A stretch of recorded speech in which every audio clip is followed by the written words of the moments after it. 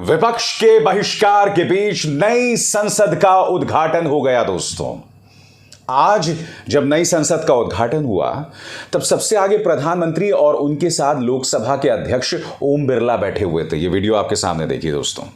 दिलचस्प बात यह है, उस वक्त मैं रिपब्लिक न्यूज को सुन रहा था क्योंकि मैं जानना चाहता था कि चाटुकार और भक्त चैनल क्या कह रहे हैं। आप जानते हैं रिपब्लिक में रिपोर्टर्स और उनके एंकर क्या कह रहे थे कि देखिए विपक्ष का प्रोपेगेंडा पूरी तरह से ध्वस्त हो गया। लोकसभा के अध्यक्ष प्रधानमंत्री के बराबरी पर बैठे हुए हैं।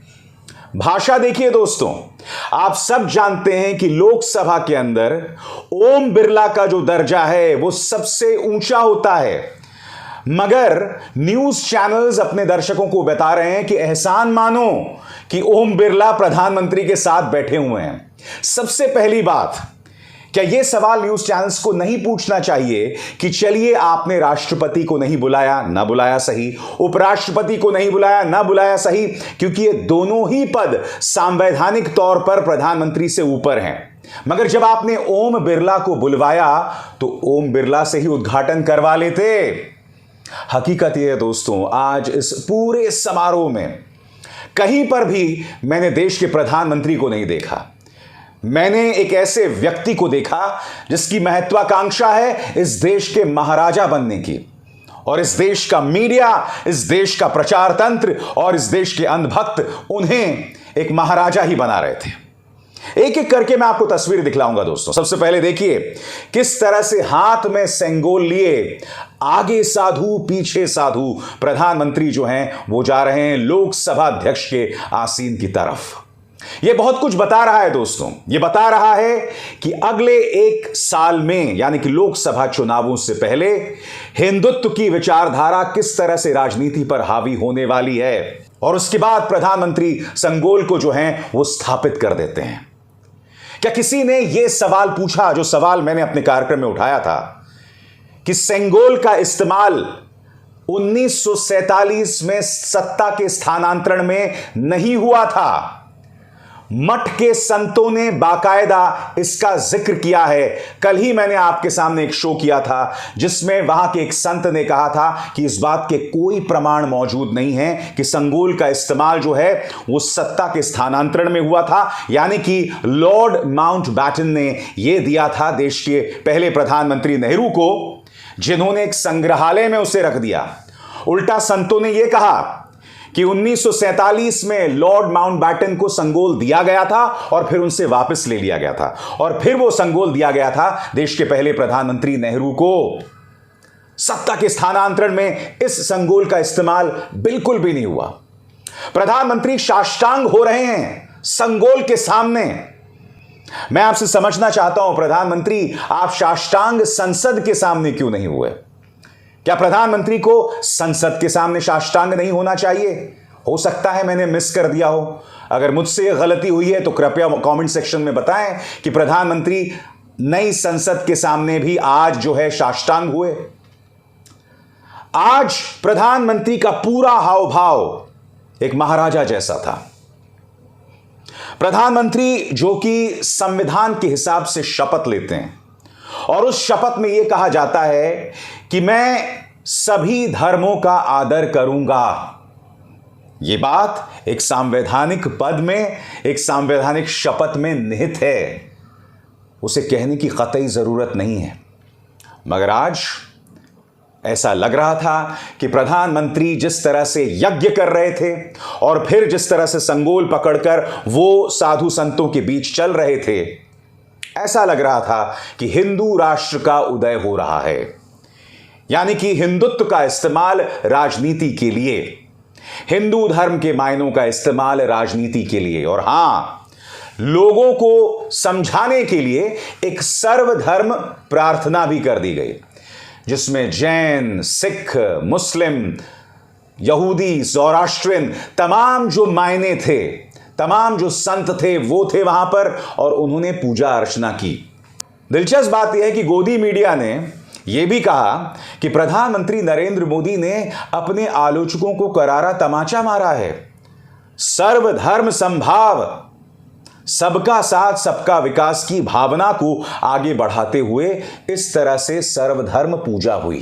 पहली बात, प्रधानमंत्री ने ऐसा करके देश पर कोई एहसान नहीं किया है।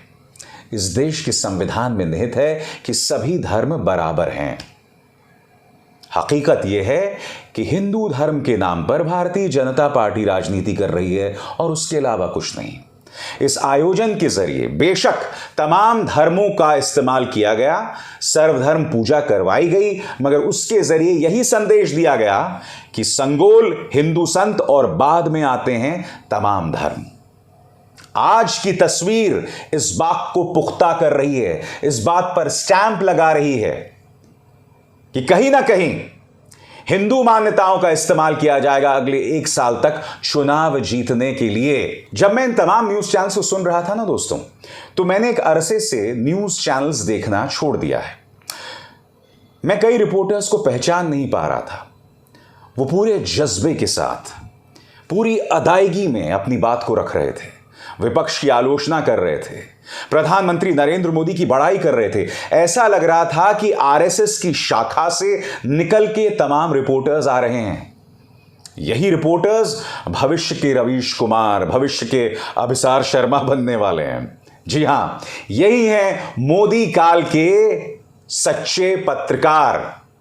वो पत्रकार जो विपक्ष पर हमला बोलते हैं, वो पत्रकार जो सत्ता के गुण गाते हैं। यकीन मानिए, वो मुझे पत्रकार बिल्कुल भी नहीं लग रहे थे, भारतीय जनता पार्टी के कार्यकर्ता लग रहे थे। उन्हें लग रहा था कि उनकी बातों से दर्शक ब्रेन वॉश हो रहा है। वो तो खैर एक अरसे से ही है, मगर वो खुद कितने ब्रेन वॉश हैं उससे पता चल रहा था। जिस विपक्ष को तुम गाली दे रहे थे आज की इस सभा के लिए, यह समझो कि वो विपक्ष मुद्दा क्या उठा रहा था। वो विपक्ष ये मुद्दा उठा रहा था कि इस नई संसद का उद्घाटन राष्ट्रपति द्वारा किया जाना चाहिए या उपराष्ट्रपति द्वारा। प्रधानमंत्री नरेंद्र मोदी ने दोनों को ही निमंत्रण नहीं दिया। बताइए ना दोस्तों, क्या राष्ट्रपति उपराष्ट्रपति को निमंत्रण नहीं मिलना चाहिए? अभिभाषण कौन पढ़ता है? संसद के दोनों सदनों को कौन संबोधित करता है? राष्ट्रपति। वही राष्ट्रपति द्रौपदी मुर्मू, जिनको लेकर आप आदिवासियों की नाम की सियासत खेलते हैं, उन्हें नहीं बुलाया गया। क्यों? क्योंकि प्रधानमंत्री तमाम चीजों का उद्घाटन करना चाहते थे, प्रधानमंत्री संतों के बीच चलना चाहते थे, प्रधानमंत्री यज्ञ करना चाहते थे, प्रधानमंत्री हाथ में संगोल लेकर उसे स्थापित करना चाहते थे। वो नहीं चाहते थे कि ये तमाम चीजें जो हैं एक आदिवासी पृष्ठभूमि की राष्ट्रपति करें। विपक्ष यही मुद्दा उठा रहा है। पत्रकारों को यही सवाल सत्ता से पूछना चाहिए। दूसरी बात, राज्यसभा के सभापति कौन हैं? उपराष्ट्रपति जगदीप धनखड़। उनसे भी उद्घाटन नहीं करवाया। अरे राज्यसभा की तो रोज कार्रवाई होती है और रोज उपराष्ट्रपति बैठते हैं। आप समझ रहे हैं इस आयोजन का क्या मकसद था? इस आयोजन का सिर्फ एक मकसद था, वो था प्रधानमंत्री नरेंद्र मोदी का महिमा मंडन। प्रधानमंत्री नरेंद्र मोदी को एक महाराजा की तौर पर पेश किया जाए। और ऐसा नहीं है कि उन्हें जबरदस्ती पेश किया गया, नहीं नहीं नहीं, खुद प्रधानमंत्री आज की तारीख में खुद को एक महाराजा के तौर पर पेश करना चाहते हैं। अब प्रधानमंत्री आपको खुद को प्रधान सेवक कहना बंद कर देना चाहिए, बिल्कुल बंद कर देना चाहिए। याद कीजिए नेहरू ने क्या कहा था। नेहरू ने खुद कहा था कि अगर मुझसे कोई गलती हो गई तो मुझे हटा देना, मैं आपका शासक नहीं हूं, मैं आपका राजा नहीं हूं, यह नेहरू ने कहा था और वो उस पर अमल करते थे। प्रधानमंत्री आप खुद को तो प्रधान सेवक कहते हैं, मगर आज का आयोजन इस बात का जीता जागता सबूत है कि प्रधान सेवक तो कोसों दूर, अब आप खुद को प्रधानमंत्री नहीं देश का महाराजा समझते हैं, शहंशाह आलम समझते हैं, बादशाह समझते हैं। आज के इस आयोजन का मकसद यह था दोस्तों कि उन तमाम तस्वीरों के जरिए जो लगातार दिखाई जा रही थी, उसके जरिए देश की जनता में भी ऐसा भाव पैदा किया जाए कि प्रधानमंत्री नरेंद्र मोदी अलौकिक हैं, ईश्वर तुल्य हैं। यानी कि भगवान के बाद अगर इस दुनिया में कोई है तो वो प्रधानमंत्री नरेंद्र मोदी हैं। जाहिर सी बात है, इस तरह की ब्रेन वॉशिंग विपक्ष के लिए बहुत बड़ी मुश्किल पैदा करने वाली है, क्योंकि मैं आपको कई बार बतला चुका हूं, एक तरफ आज का जो ये पूरा आयोजन हुआ उसके जरिए लोगों का ब्रेन वॉश, इसके अलावा सिडनी में जिस तरह से चुनावी रैली को संबोधित किया, उसको लेकर जो प्रोपेगेंडा चलाया गया, 22 जून को प्रधानमंत्री अमेरिका जा रहे हैं, वहां पर भी इस तरह का आयोजन होगा कि स्टेडियम में प्रधानमंत्री होंगे, सामने अमेरिका के राष्ट्रपति होंगे और फिर अपने प्रचार तंत्र के जरिए बतलाया जाएगा कि देखिए दुनिया का सबसे ताकतवर आदमी प्रधानमंत्री के सामने बैठा हुआ है। तो ये तमाम प्रोपेगेंडा होगा, बिल्कुल होगा। ऊपर से राम मंदिर के कपाट खुलेंगे, उसके आगे और पीछे यानी जनवरी से पहले और जनवरी के बाद हमारे श्रद्धेय भगवान राम के नाम पर जो जहरीला प्रोपेगेंडा बीजेपी और उसकी सहयोगी संस्थाएं चलाएंगी ना, वो अप्रत्याशित होने वाला है। ऐसे में विपक्ष का क्या रास्ता है?